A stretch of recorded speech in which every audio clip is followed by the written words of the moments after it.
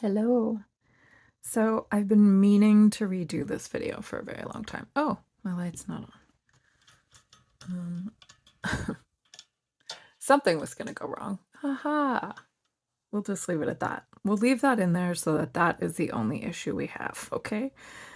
I've been meaning to redo this video for a while, and it is what I call the 212 woven earring video. The top is a mix of brick stitch, okay? It's regular brick stitch and 2-drop brick stitch, and they alternate. So that's why it's called 2, 1, 2, because you do 2-drop, then 1-drop, then 2-drop, then 1-drop, then 2-drop. So I called it that. In the kit, it comes with pre-measured threads plus an extra. I always thread my needle and especially with this woven section stuff, so this is Wildfire that I use, I will pull it between my finger and my fingernail and just give it a flat edge so it's a little easier to thread my needle. Pull it between my fingers, and then I push my needle down on top of it like I did while I was talking there. Hi. My name's Jillian, if you haven't been here before.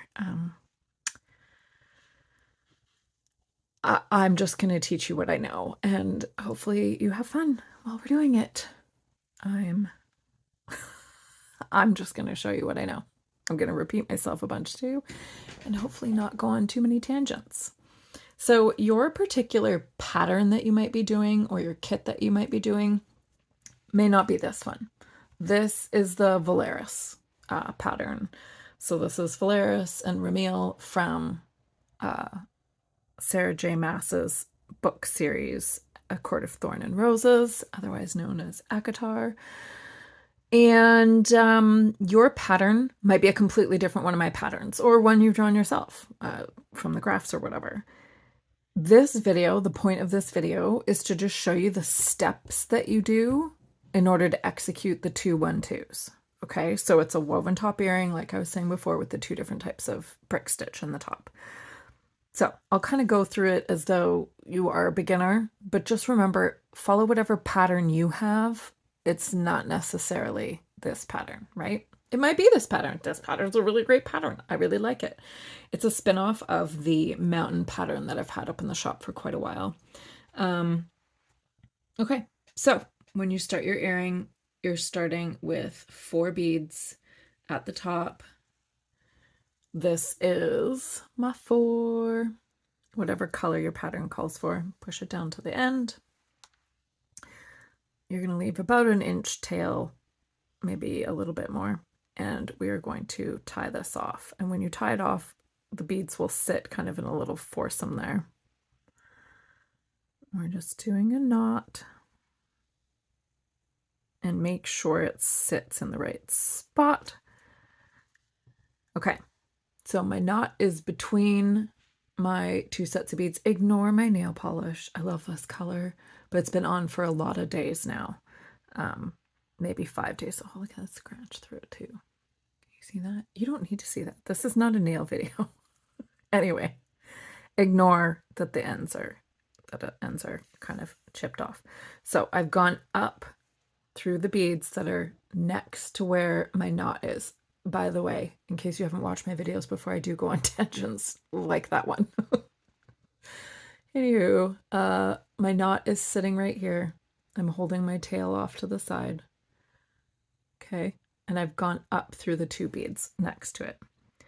Now I'm going to pick up my wire protector, these are called. So it has like a little tube on each side and a little ditch across the top that the thread sits in. Now I find it's a lot easier to thread this through by pinching the wire protector between my fingers so that my thread doesn't get caught in this little pinched shut tube.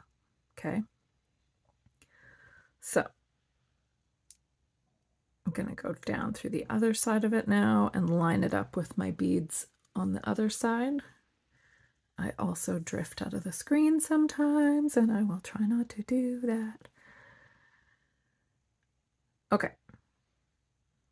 pinch it a little bit more to line up with those beads a bit better. So we're going to loop around a second time. So this is how I start now. This is how I start most of my woven triangle top earrings. So we've woven it around a second time. You can see the thread sitting in the ditch there, and then it goes down through the little tubey tunnel guy.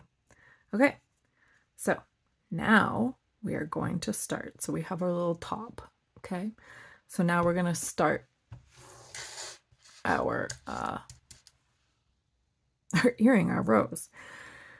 So the next row, each time you start a row, you're starting with double the beads that the row is going to be after that point. So on a 2-drop, you're starting with 4 beads, and on a regular brick stitch, you start with 2 beads.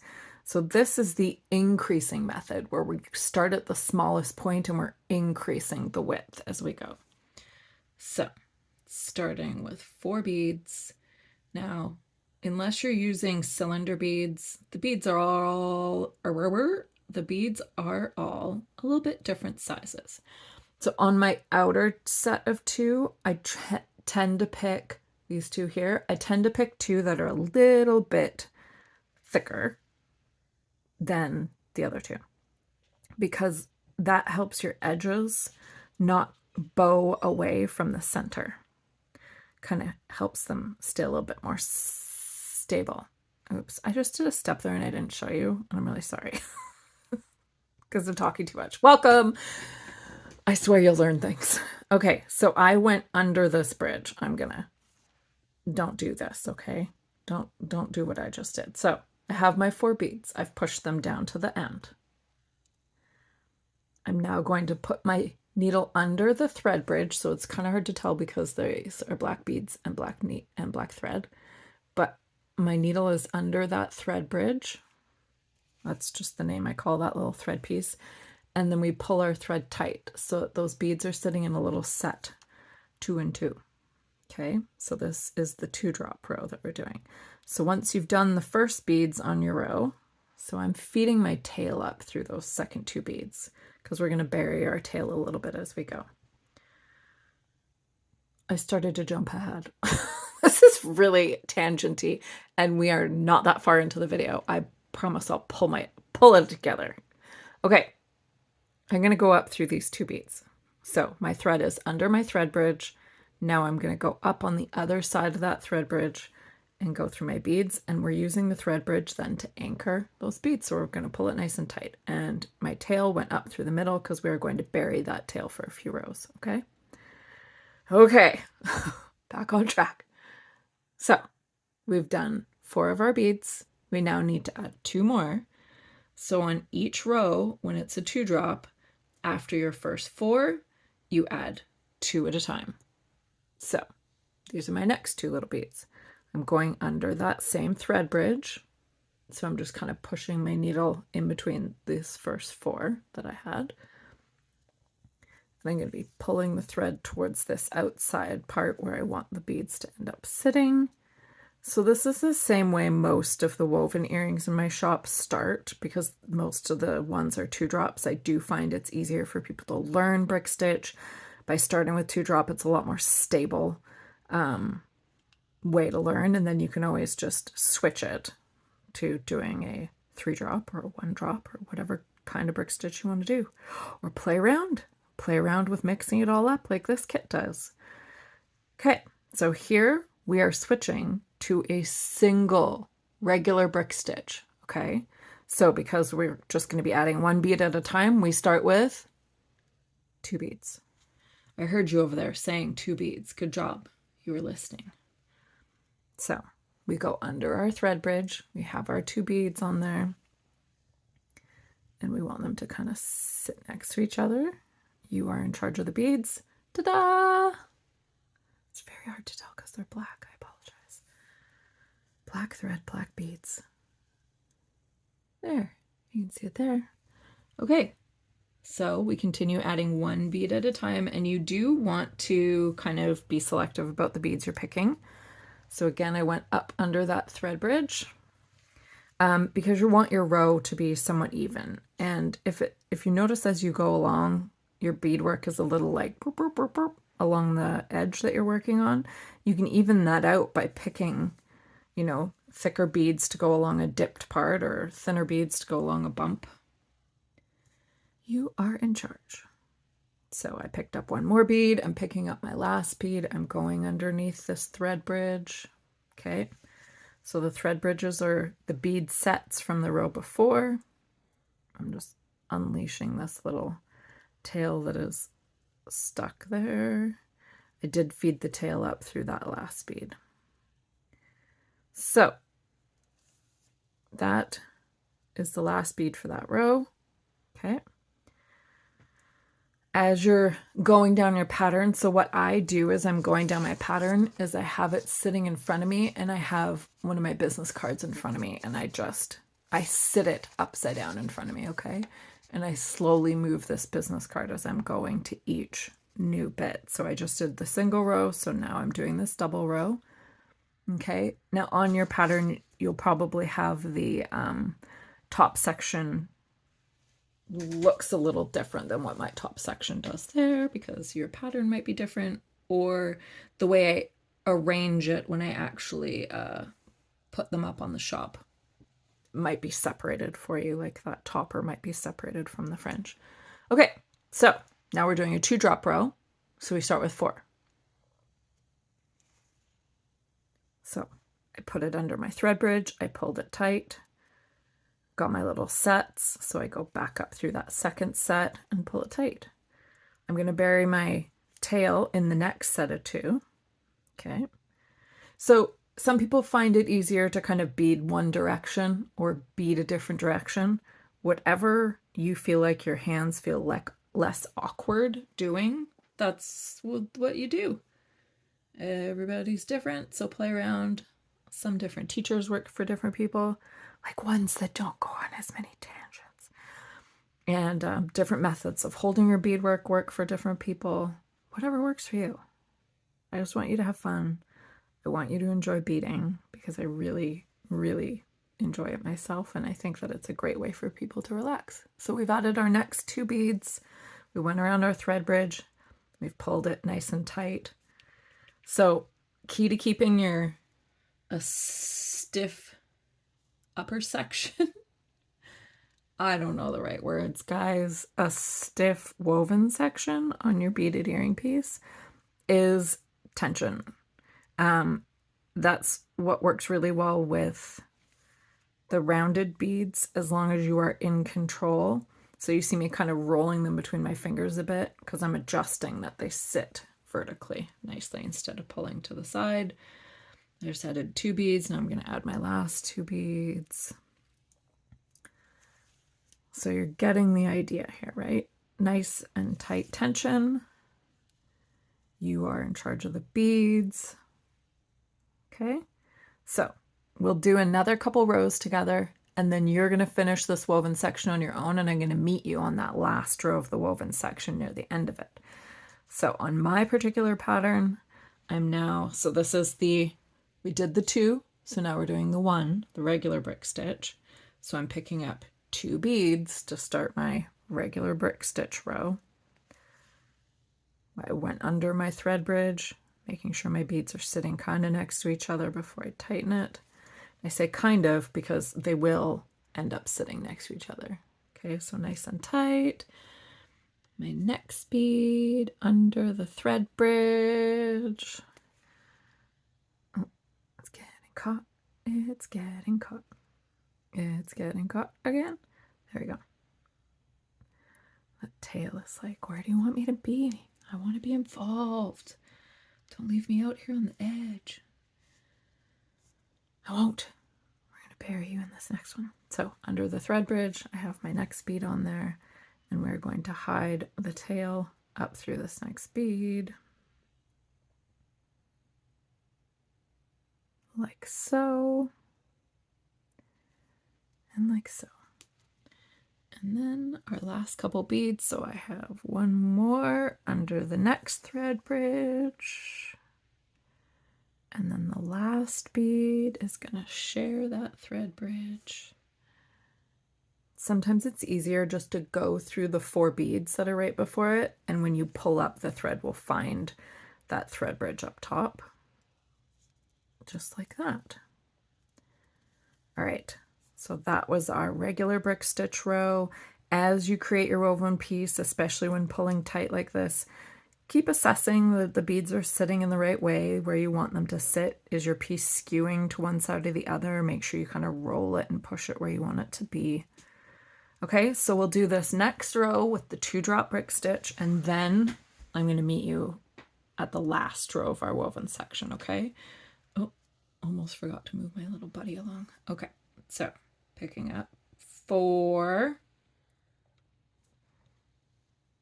1, 2, 3, 4. You know what? That first bead is a little skimpy.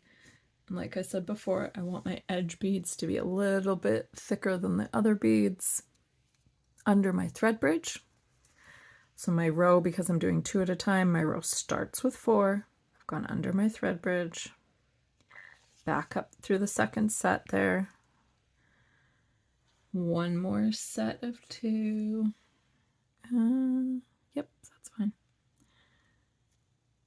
We are going to bury our little tail buddy up these 2 and back up through there, nice and tight. So we continue along here 2 at a time. Oh, I should probably turn off my notifications on the phone while I'm recording a video so that you don't hear it buzzing. What? Nothing? 2 at a time is what we're doing for the 2-drop brick stitch. Under our thread bridge to anchor our beads and back up through those 2. And I'm going to roll my row that way a little bit because he's kind of skewing this way from my pulling. 2 more beads. I'm just kind of giving them a little look-see after I've picked them up because I'm not hunched over my beadwork like I normally am, double checking all the beads from where I'm sitting. It's a little bit harder to see the beads I'm picking up. So I'm just giving them a look-see, make sure they're thick enough or not wobbly, or I don't need to cull them and get rid of a wonky bead. Okay, so you are going to continue your beadwork until you get to this last row of the woven section, okay? And I'm going to meet you at the end of the last row and show you what to do with your thread. So I will, oh, that made total sense. I will meet you at the end and I will see you in a minute. This video is going to either just skip to that or fast forward. We'll see how I edit it. See you in a minute.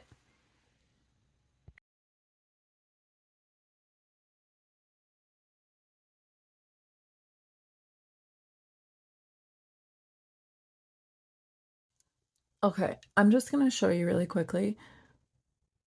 This tail, you can either keep burying it in your rows as you go till it's just not there anymore. You can cut it with some really sharp scissors, but wildfire, you actually need to be able to kind of create some good tension when you cut it to get a clean cut. Or you can use one of the little Zap It dudes, which I only recently started becoming comfortable with because I really don't want to burn this and accidentally singe my bridges, because if I do, I'll be really upset. So I'm just going to do it this way really quickly. Okay, I feel comfortable with that. And he's good. Okay, so that's how I'm going to deal with that. It's going to sit inside my beadwork, so I'm happy about that. And keep going till the end.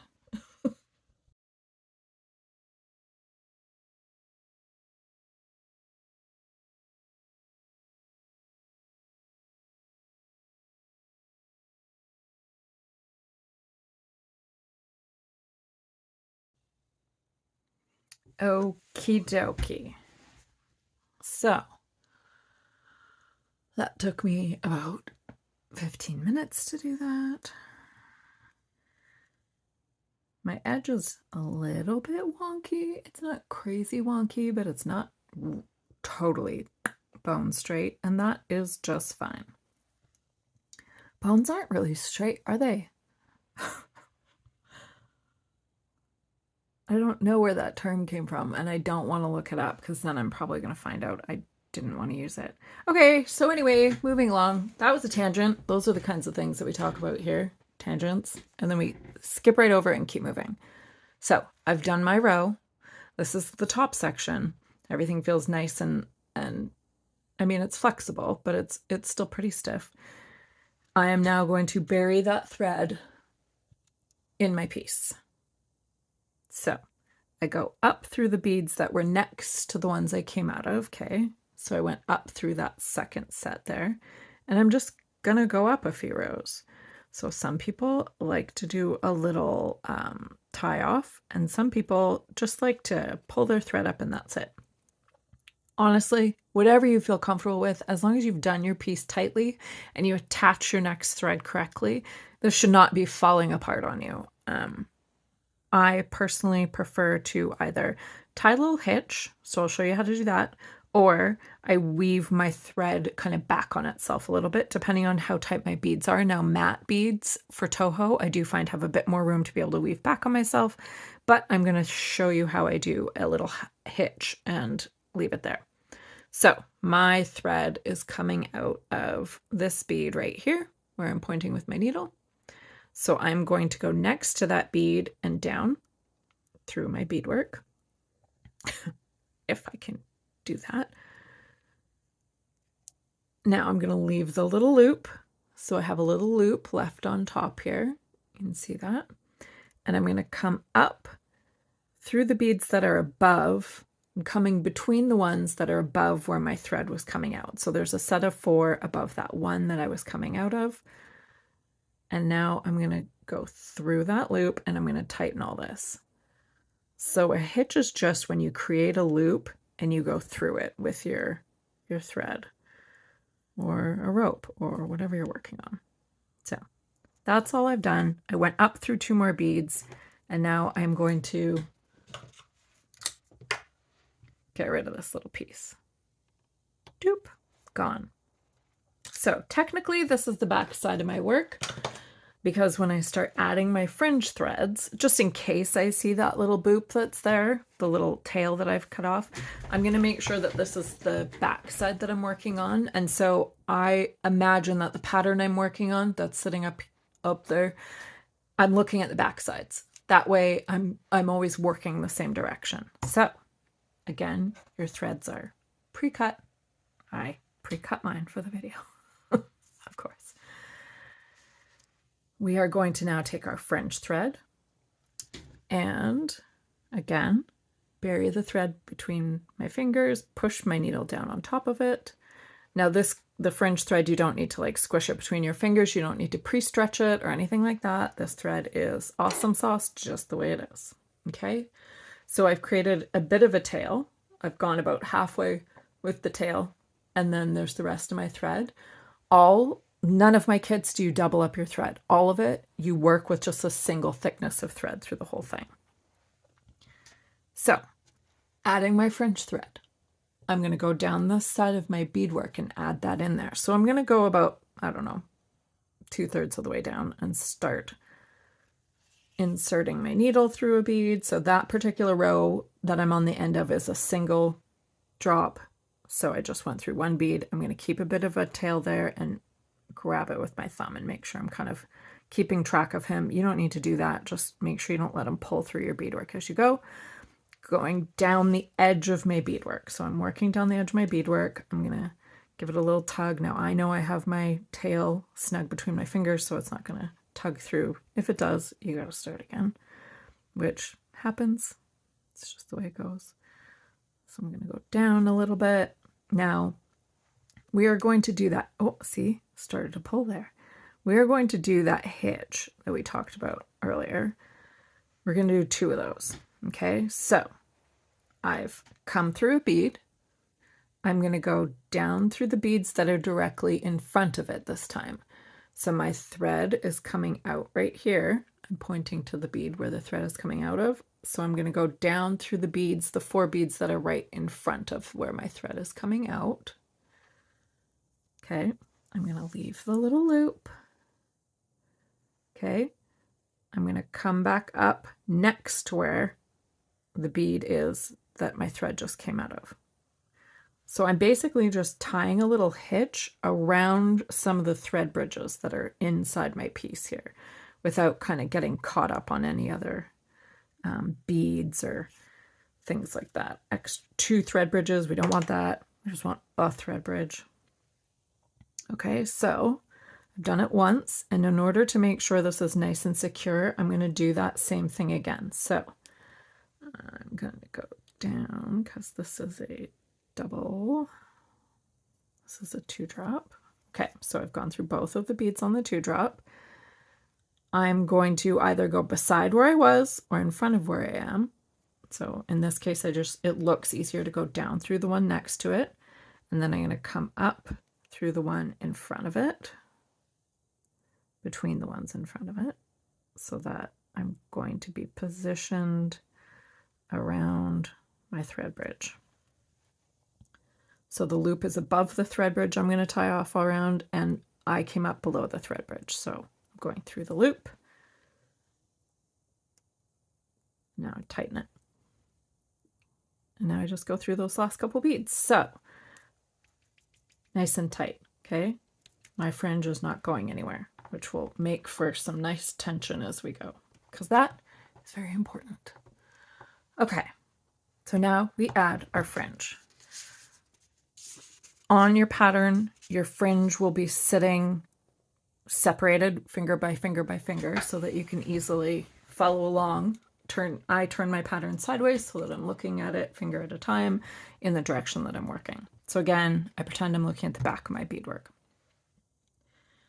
So I'm going to show you the first couple, and then you're going to keep going, and I'm going to meet you on the other side where we tie off. Nice and easy. Okay, I'll give you a couple little tips as we're going here. So picking up my beads, whatever your pattern says, whatever order that is, you're going to pick up your beads in that order. I'm looking at my beads to make sure they're all kind of close in size.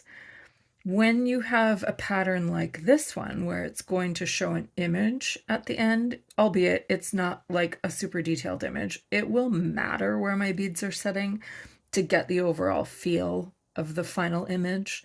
Some patterns, if it's a graphic and it's really specific, it's going to make a big difference where your beads are sitting. So you will need to be a little bit more careful as you're adding your beads. Sometimes if my patterns are a little bit more specific and I need them to be sitting like exactly where they're supposed to be, then I will add only a few beads at a time after that first finger. So after I finish this first finger, then I'm only going to add a few beads at a time in the next fingers so I can tell if it's lining up correctly and if I need to pick a slightly thicker bead or a slightly thinner bead for things to kind of line up the way they're supposed to. That's 10. So it's a lot easier with cylinder beads to execute patterns that are a little bit more detailed because you know that they're a lot more I don't like that one. They're a lot more regulated as far as their size and shape and things. Toho, Miyuki, Czech, they all make, I mean, there's a ton of different brands, but and locations, but they all make round beads, and round beads can be irregular. And that's okay. I like the look of the final product when using round beads. I don't mind the look when using cylinder beads. It's just not what I'm using here today. Okay. So first finger done. We skip the last bead on the finger and we go up through the rest of the beads. Now, you don't need to go up through all at the same time. Go through a bunch of them, see where your thread came out, then continue up through the rest of them. And then you're going to go through the foundation row. So what I call your foundation row is the last row before your fringe. In this case, it's a 2-drop row. I do that on purpose because I find that fringe hangs nicer when being secured through a 2-drop because it's more beads that are going straight and more beads going straight, lining up with your fringe. It makes sense in my head. And I mean, it looks good when I do it. So, ta-da!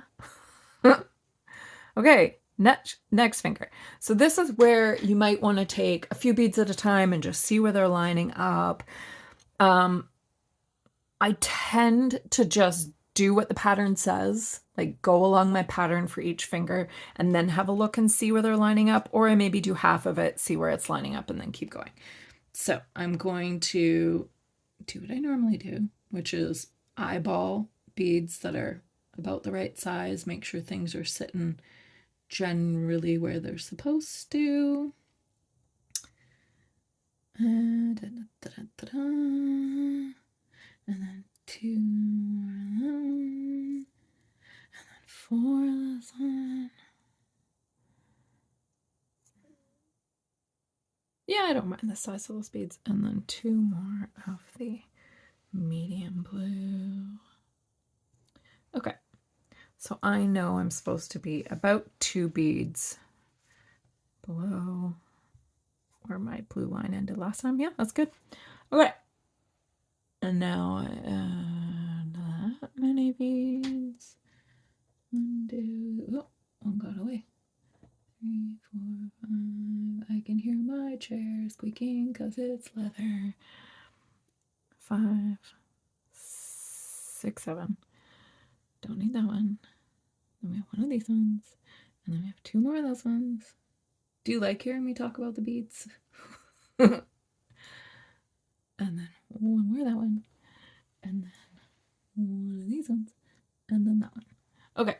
So in this case, I'm just going to generally make sure that I'm about 2 beads longer than my last finger. Yeah, that's good.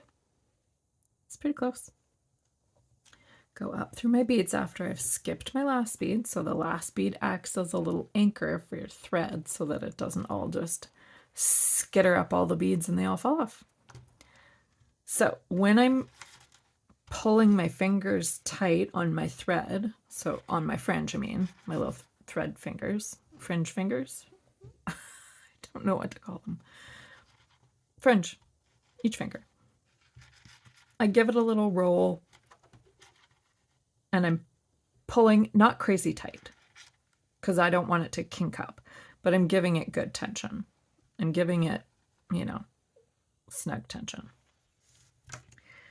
As it goes, it's going to loosen up a little bit, and because I'm going to roll it between my fingers and make sure that it all feels nice and even as I'm going, because I don't want to create one of those gaps where my fringe meets my woven work. So I'm kind of pulling down a little bit as I do this. I'm rolling and pulling. This is an upcycled piece of suede from the thrift store. I think this was a skirt. I can't remember anymore because I've had a bunch of different ones. Fringe as I'm going and I'm creating, I roll it like this each time I add a new piece of finger, and I'm pulling the thread before I go down through to the next one, okay? So you can see that this is all sitting nicely and evenly, right? Ta-da! Okay, so you're gonna keep going along, adding your beads, having a little look-see, make sure you're okay with where it's sitting. Worst case scenario, if you're looking at it and you don't really love where things are sitting, and adjusting, you know, the size of that one of these beads isn't really working for you, switch a couple beads around so that it kind of looks right to you. I wouldn't do that in the mountain part of this pattern, but you can do it down in the bottom part of the pattern. You wouldn't really notice that. So kind of use your judgment as you're going. So as part of being creative, is you're going to use your judgment and see what you think as you go, as things are sitting there. How do you like it? Is it given the right vibe? Do you like it? Is it not given the right vibe? Do you just need to switch out the size of beads? Very often. It's a matter of, in patterns like this, where you're using round beads and you're trying to create a certain visual effect, you need to play with the size of the beads a little bit.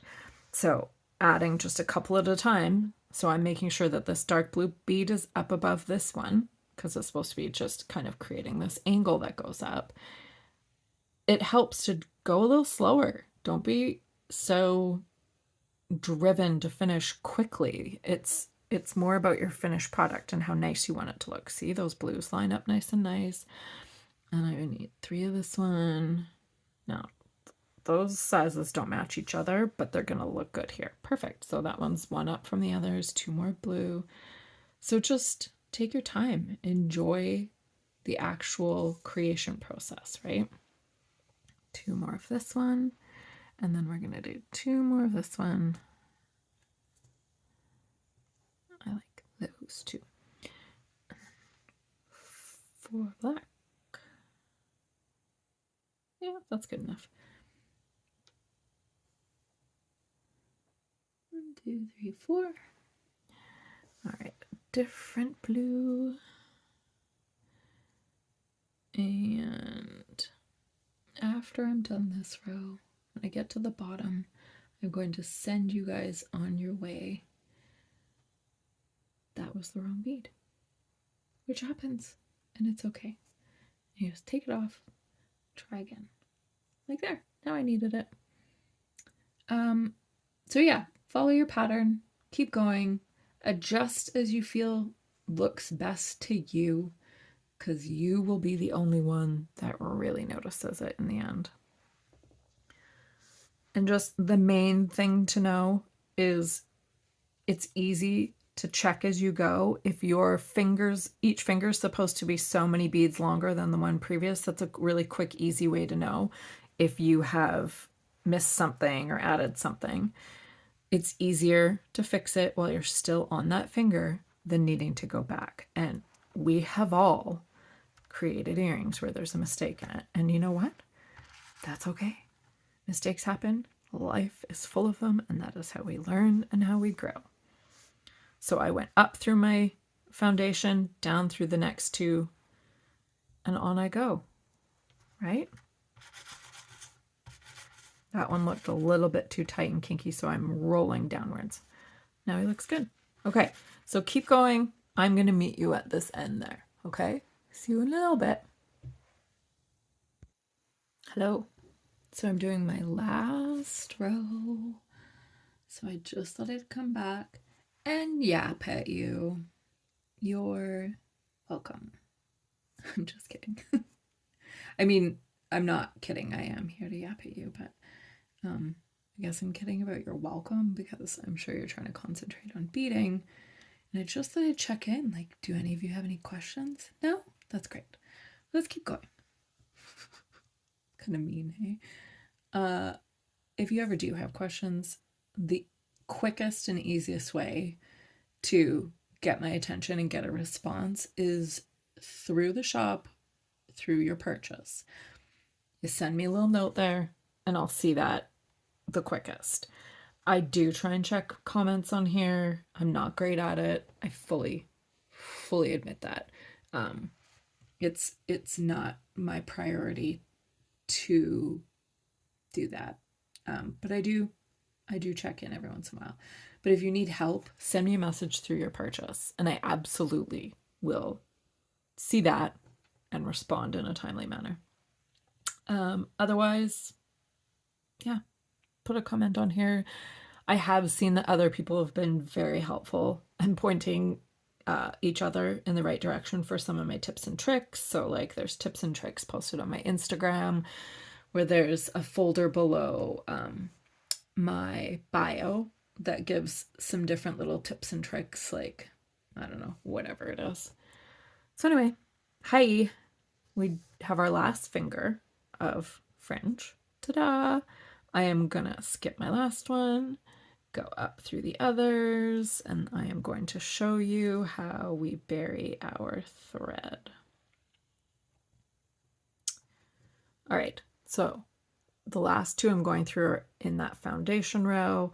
I am making sure all of my fringe has good tension at this point, and I'm happy with it. There's no like big gaps when they're hanging down, so I don't need to go back and adjust that. So nice tight tension on that last one. Snug, not tight. We don't want tight. We don't want him to be like going off to the side, but he's snug.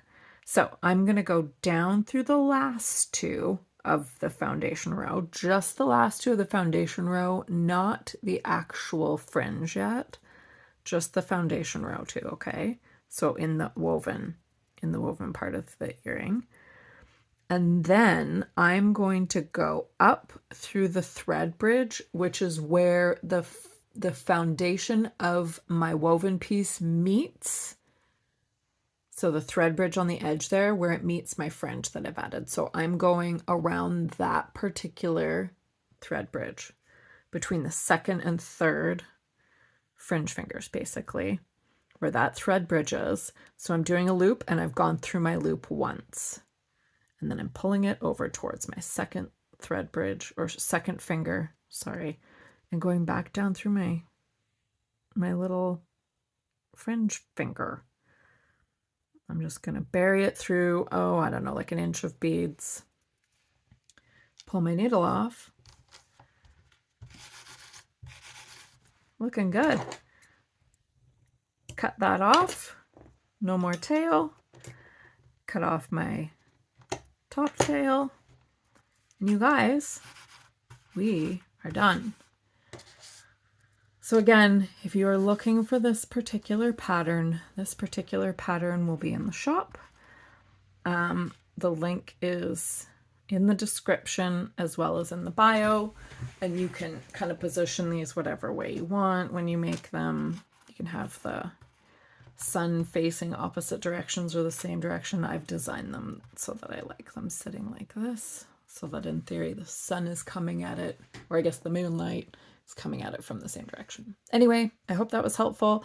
This is the instructions for 212, and this kit is the Valeris or Ramil kit.